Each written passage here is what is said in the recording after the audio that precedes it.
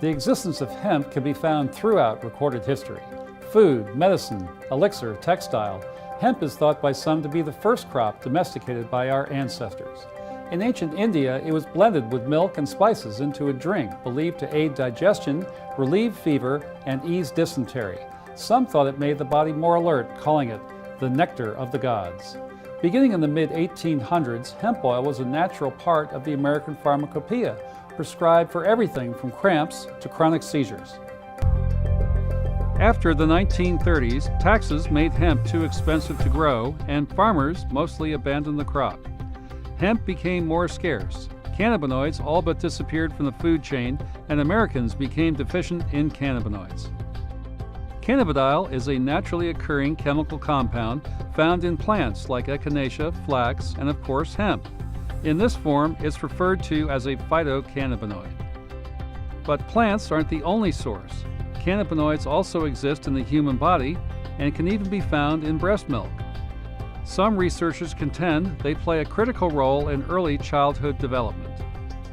Regardless of the source, cannabinoids work in conjunction with the body's endocannabinoid system, also known as the ECS. The ECS is a network of cannabinoid receptors found in the mammalian brain and abdominal organs. This system plays a key role in regulating many natural functions, including mood, sleep, and appetite. Present from even the earliest stages of fetal development, the ECS predominantly consists of endocannabinoid receptors located in both the central and peripheral nervous systems.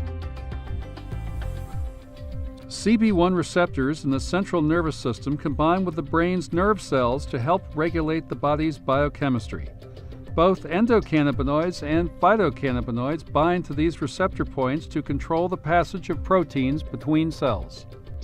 CB2 receptors in the peripheral nervous system are mostly found on white blood cells, in the tonsils, and in the spleen. Cannabinoids that bind to these sites help modulate the immune system response to disease and injury. Research has shown that cannabidiol has the potential to reduce inflammation and protect critical cells against oxidation. However, with a lack of cannabidiol in the food supply and the tendency for endogenous cannabinoids to degrade within the human body, most people are deficient in these important compounds. This absence of cannabinoids has led researchers to establish a condition known as clinical endocannabinoid deficiency syndrome. A diet rich in phytocannabinoids, such as high-concentration hemp oils and hemp seeds, may offset this deficiency. The discovery of cannabinoids and the endocannabinoid system has forced the scientific community to rethink how many of our most debilitating diseases function and how to treat them. As it turns out, so many of us are deficient in this fundamental substance that plays a key role in keeping our bodies balanced and healthy. These receptors are an intrinsic part of who we are, leading us to ask, are we starved of cannabinoids?